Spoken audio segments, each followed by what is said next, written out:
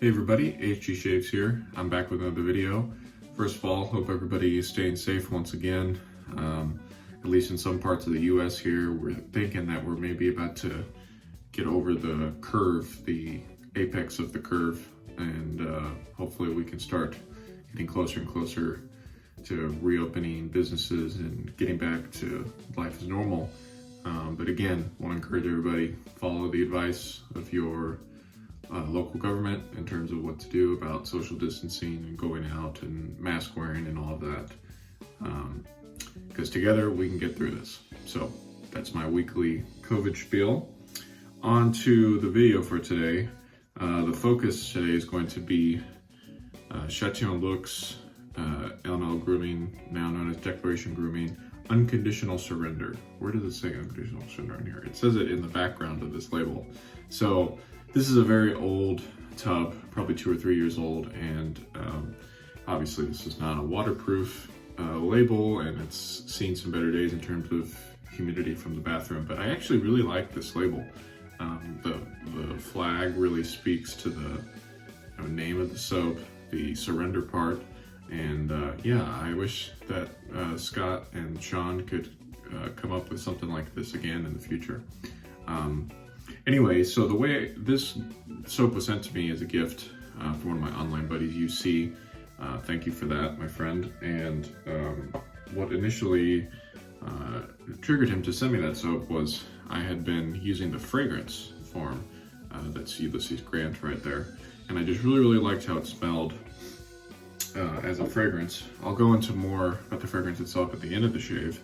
But yeah, so the soap itself, this is the Bison base. That's a really nice scent. And again, I think the EDT fragrance form and the soap, they go together well, I mean, as they should, but they're similar in terms of the notes that I'm picking up. Off the tub here, I get kind of what I call a sophisticated cinnamon smell. So it's a mix of tonka, tobacco, amber, a little bit of cedar wood, kind of a woodsy note in there. But it's a beautifully blended fragrance by Chatillon Lux, and I'm really glad that he and Scott of Declaration Grooming teamed up on this. It's really a great scent, and the Bison base is no joke. So that's that. Next up, we're going to be using the Above the Tie S1 once again this week. Shave's been going better with it this week, and I'm still using the same Personna Red in here that I was last week, and it's going pretty strong. So we'll talk about that more during the shave, the Above the Tie S1 there. For post-shave today, I'm going to be using the Unscented toner once again to sort of keep with the Chatillon Lux Declaration Grooming theme. And finally, to talk to you about the brush here. Just have it soaking. Gonna shake out most of the water. Once again, this is the prototype Washington B3 that Scott kindly gave me as a gift a month or two ago. And it's the Washington handle shape, and it's got a B3 knot in there, 24 millimeter, which is considered to be the scrubbiest of the batches, which I would agree with, but I think people have a very negative connotation with scrub in these high density badger brushes, but I actually quite like it, and it's been breaking in nicely, blooming, opening up quite well, and yeah, probably by the end of the shave, this handle will be more blue than when we first started. So yeah, it's been nice using this brush again. Something else that I am doing this week in my shaves, or I have been doing rather, is I've been starting in the bowl here. So I'll load off the tub, then I'll transfer it to the bowl, work it in there for a bit, and then start lathering on my face actually. So I think with the video here, I'll probably do my bowl work off camera, and then when I bring you back in, I'll start working things on the face. So that's been really helpful for me in terms of getting a more consistent mix across my whole face, because sometimes I feel like I could have it pretty good on the sides here, but then on the front it's not mixed well enough. So using the bowl, my idea was try to get, again, a more consistent mix throughout my lather. So I think that's enough for my intro here. Gonna wet my face, start working the soap and see you in just a sec. After a few minutes of working in the bowl here, this is what we got. It's a little bit light and airy, a little bit bubbly, but gonna see it's definitely at a nice hydration point anyway. We're gonna see if maybe after working it on the face for a little bit here, see if that can bring it together a little bit better. So here we go.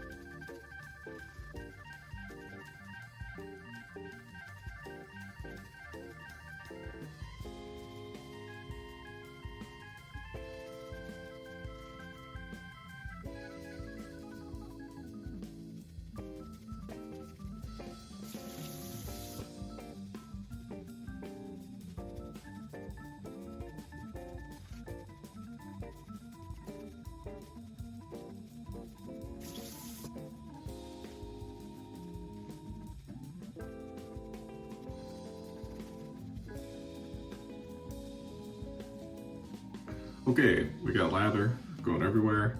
Don't think I want to hydrate it anymore because it's already kind of flinging all over places and dripping down a bit, but yeah, this is kind of what it's been like this week with well, this new kind of hybrid bowl and face lather. So we'll see how it works for me today. Gonna start with first pass here with the grain.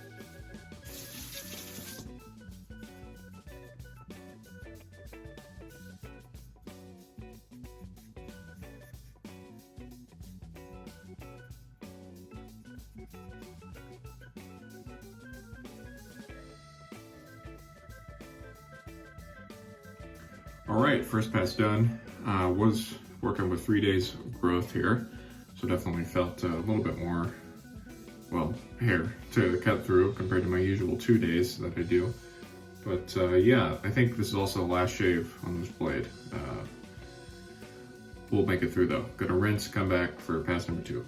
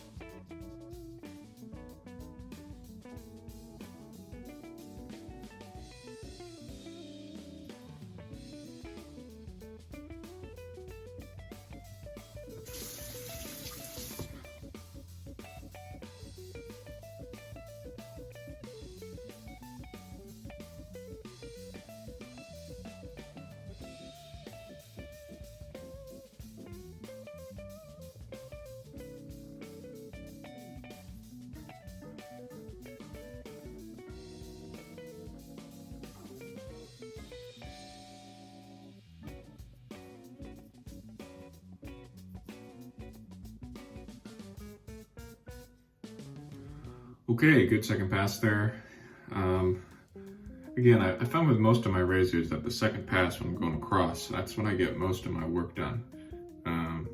Maybe you all feel that way too, but yeah, it's just a very efficient, comfortable pass. So gonna go for the third pass now, because I do feel like I've gotten a little bit better with this razor, and I feel better going for all 3 passes this week. So gonna do that.